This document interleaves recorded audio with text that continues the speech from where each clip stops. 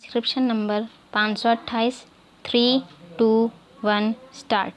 Mr. Vice Chairman, Sir, I would like to make a mention of some of the problems of the workers in general and those of the scheduled castes and scheduled tribes in particular. Sir, in the first place, I would like to state that the railway administration does not provide to the workers a speedy and efficacious remedy against their grievances. If a worker is demoted, he has to go to the High Court after appealing to the executive authority. If a worker is superseded, he has to go to the executive authority in appeal and then to the High Court. If he is removed or suspended from service, he has first to go to the executive authority and ultimately a right is administered to him to go to the High Court.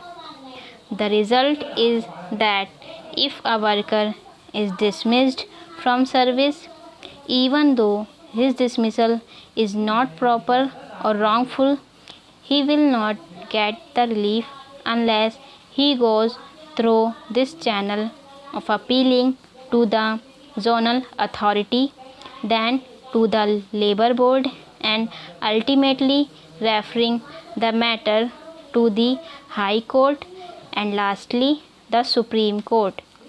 The result is that in a case where the judicial authority holds the termination illegal and improper, the railway authorities are required to pay back the entire wages.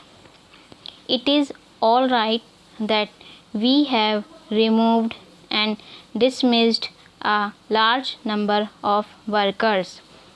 I think they are in thousands. What is the outcome of this? The outcome would be that there will be a large number of cases in the High Courts and the Supreme Court.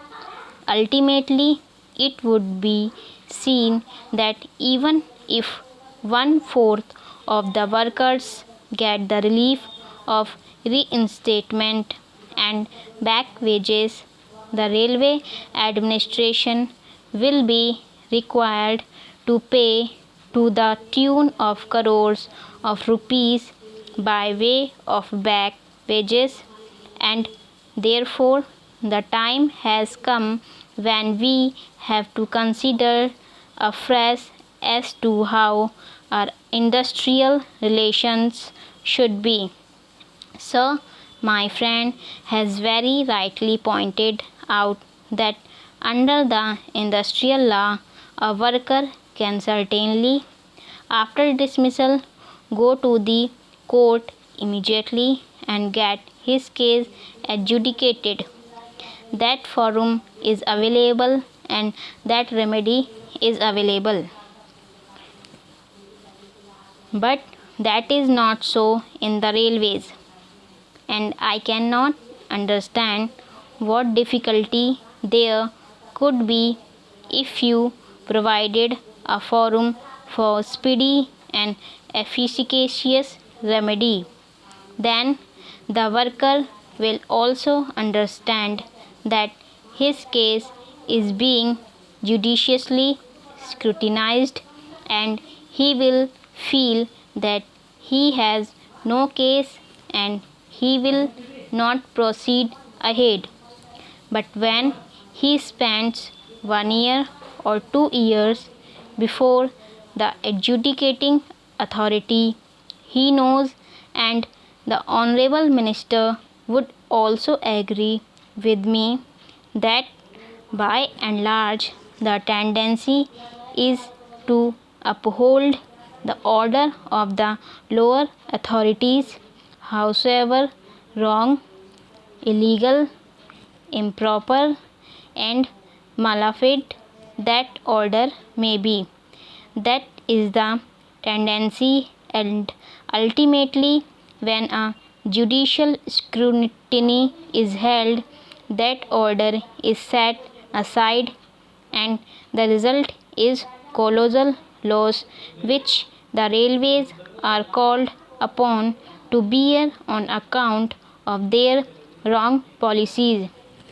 Therefore, my suggestion would be that it is high time to consider that the railway administration gave every worker a forum where he can seek the redress of his grievances without much time being consumed in between, and in that way it will be beneficial both to the workers and to the railway administration, and therefore this should be done.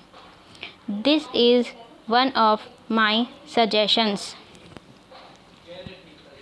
Secondly, sir, even though the railway administration has now taken a decision that all those who had participated in the strike but were not responsible for any sort of violent activities or sabotage or intimidation should be taken back in employment, I can say without being contradicted now that there are today hundreds of workers who have been removed from work and there is no charge against them, and that they have not done anything that would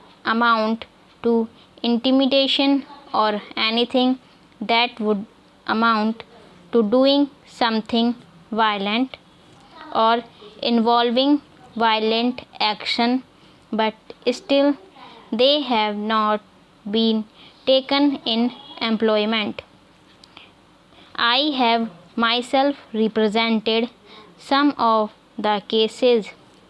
I cannot understand why they have not been taken in employment, and therefore in all such cases there has been inordinate delay in taking them back.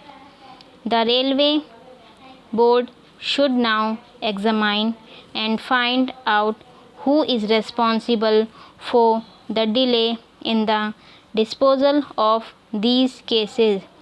That is the responsibility of the railway board and of the general managers or the zonal managers or the divisional managers, whosoever were entrusted with the work of supervising the cases and taking appropriate action, and if they have committed lapses they should be dealt with so that such a delay on the part of the railway administration